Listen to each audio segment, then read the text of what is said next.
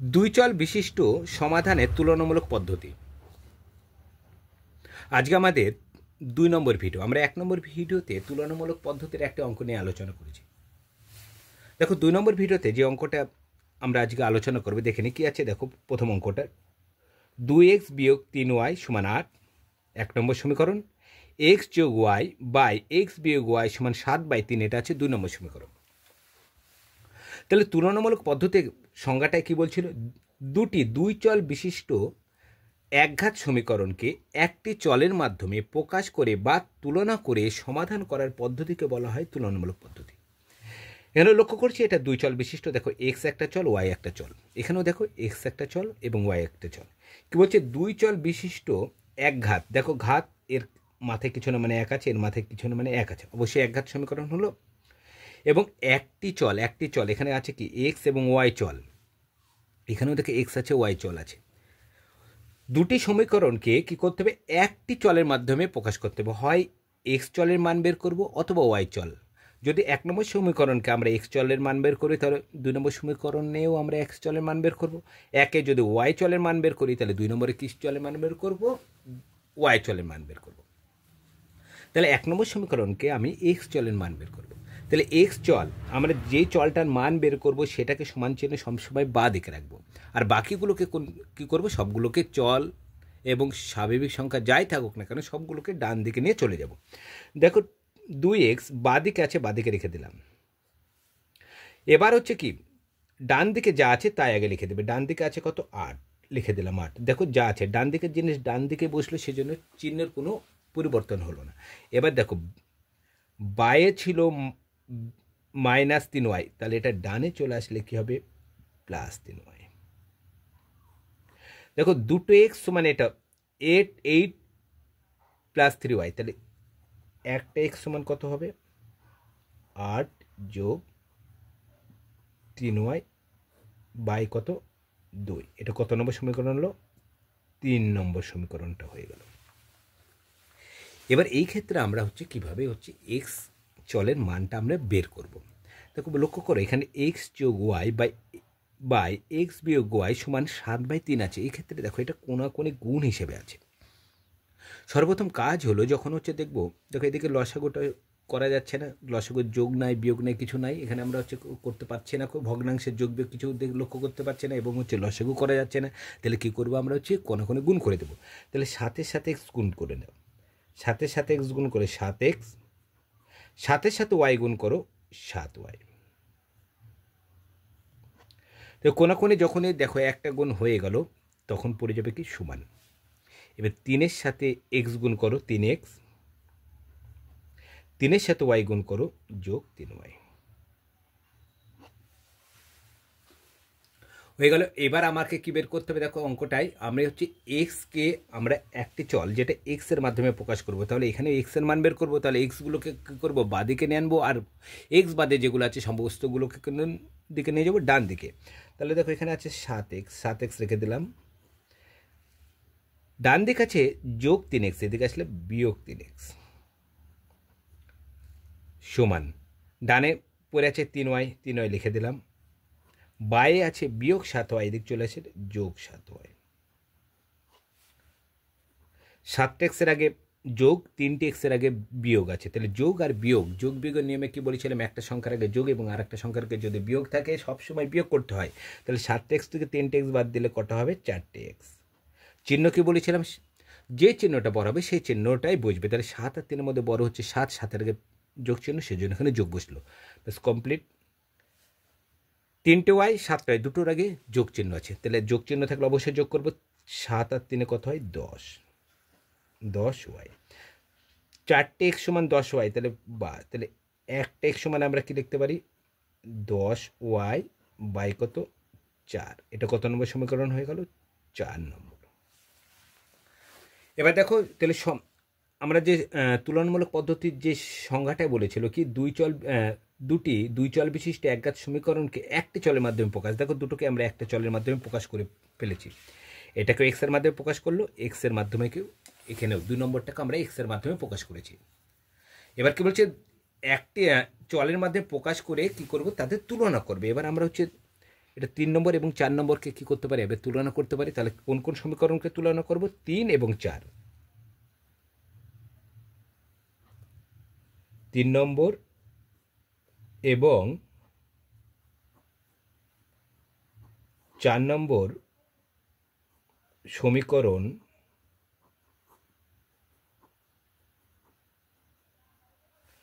তুলনা করে পাই।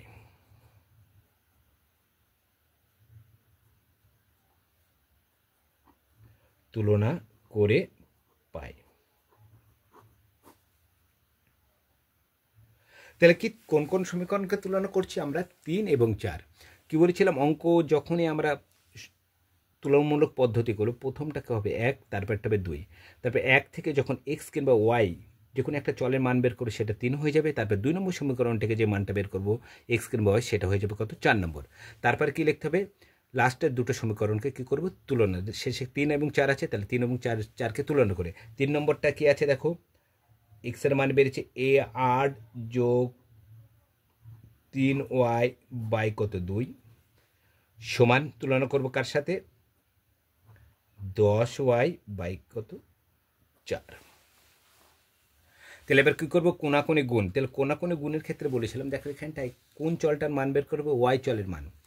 দেখো 4 দিয়ে যদি শুধু চলটাকে গুণ করে দেখো 3 4 12 হবে, আর এই চলটাকে গুণ করলে 20 হবে। বলেছিলাম যে যখন হচ্ছে আমরা গুণ করার সময় একটু মনে মনে গুণ করার চেষ্টা করব এবং দেখব যেই চলটা মান বের করে সেটা বড় কোনাকুনি গুণের ক্ষেত্রে যেটা হবে সেটা সবসময় হচ্ছে আমরা আগে গুণ করার চেষ্টা করব, কারণ ওইটাকে বাঁ দিকে রাখার চেষ্টা করবো, তাহলে প্লাস মাইনাসে ভুল হওয়ার সম্ভাবনা সবথেকে কম থাকে। তাহলে আমরা গুণ করব কোনটা আগে? এইটা 10y সাথে 2, 10 দুগুণে কত হবে? 20y। একাই আছে, ব্যাস এটাই পড়ে থাকলো। তাহলে সমান হলে এবার 4 দিয়ে 8কে করো, 4 8 কত হয়? 32 যোগ 3 4 12y। তাহলে y চলের মান বের করি। তাহলে ওয়াইটাকে কোন দিকে নিয়ে যেতে হবে? সমস্ত ওয়াইটাকে বাঁ দিকে নিয়ে যাবে। বাঁ দিকে দেখো 20y আছে, 20y রেখে দাও। ডানে আছে 20y, এই সরি 12y, বায়ে চলে আসলে কি হবে? এখানে দেখো যোগ আছে, চলে আসলে কি হবে? বিয়োগ 12y সমান কি পড়ে আছে? 32, 32 লিখে দাও। 20টা ওয়াই থেকে 12টা ওয়াই বাদ দিয়ে দাও। যে যোগ বিয়োগ একসাথে যদি থাকে সবসময় বিয়োগ বলেছিলাম, তাহলে 20টা ওয়াই থেকে 12টা ওয়াই যদি বাদ দিই তাহলে কত হবে? 8টা ওয়াই। তাহলে 8টা ওয়াই সমান কত আসছে? 32। বা তাহলে শুধু একটা ওয়াই সমান কত আসবে? 32/8। লঘিষ্ঠ করে দাও, 8 কে 8, 4 আসছে 32। বা ওয়াই সমান কত পেলাম আমি? 4।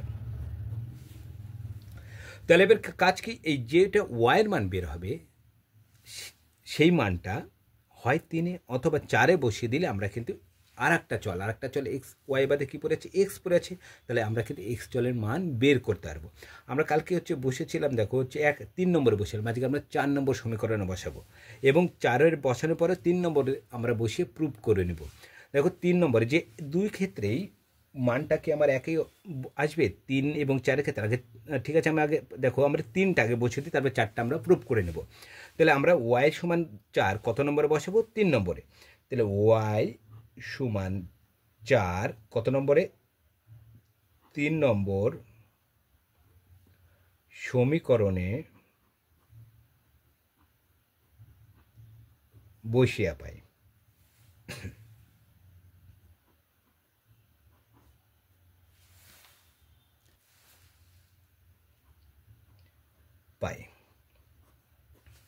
তাহলে লিখে দাও 3 নম্বর সমীকরণটা কি আছে দেখো, এক্স সমান 8 যোগ 3y বাই কত আছে? 2। তাহলে ওয়াই মানে কত? 4, মান বসাও। তাহলে 8 যোগ 3 গণিত ওয়াই আছে, আমরা লিখতে পারি 3 গণিত 4 বাই কত? 2। তাহলে এখানে দেখো 8 লিখে দাও, যোগ 3 4 কত হয়? 12 বাই 2। দেখো দুটো যোগ আছে, তাহলে 8-এর সাথে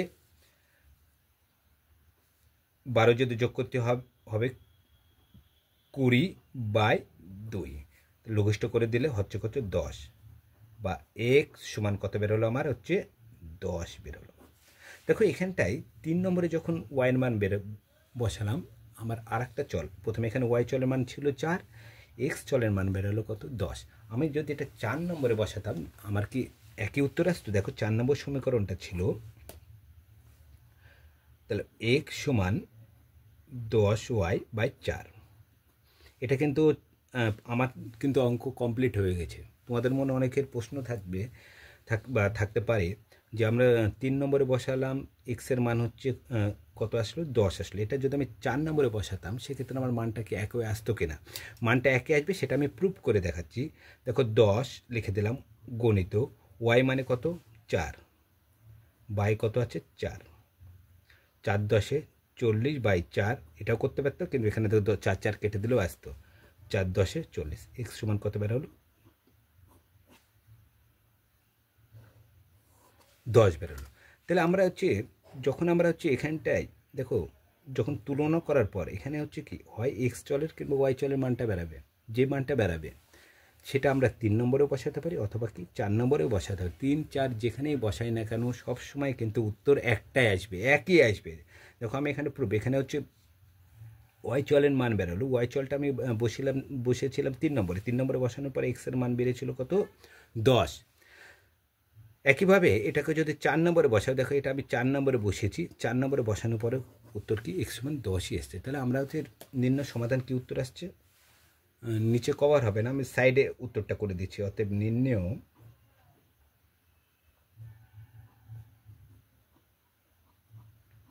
সমাধান এক্স সমান 10 এবং ওয়াই সমান 4। তাহলে ওয়াই সমান কত বেরোলো? আমার 4 উত্তর বেরোলো।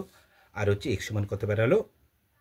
10 উত্তর বেরোলো। তাহলে তুলনামূলক পদ্ধতি নিয়ে আমরা টোটালি হচ্ছে 2টো ভিডিও করলাম। আমরা তুলনামূলক পদ্ধতি নিয়ে 4টে ভিডিও করবো। এই 4টের মধ্যে তোমাদের বিভিন্ন হচ্ছে অঙ্কগুলো তোমরা হচ্ছে পেয়ে যাবে। আমি প্রতিদিন যেটা উল্লেখ করে থাকি, আমার হচ্ছে নতুন একটা চ্যানেল আছে ম্যাথ সাইন,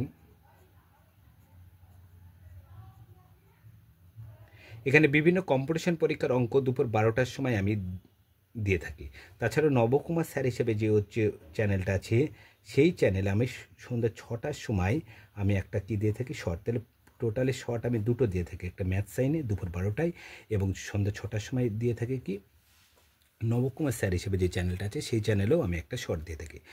আর ম্যাথ সাইনের লিঙ্কটা তোমরা পেয়ে যাবে, নবকুমার স্যার হিসেবে যে চ্যানেলটা আছে সেই চ্যানেলের ডিসক্রিপশন বক্সে হচ্ছে ম্যাথ সাইনের লিঙ্কটা তোমরা পেয়ে যাবে। আর তোমাদের যদি চ্যানেলটা ভালো লেগে থাকে তাহলে লাইক কমেন্ট শেয়ার ও সাবস্ক্রাইব করবে। আজ এই পর্যন্ত, পরের ভিডিওতে আবার দেখা হবে।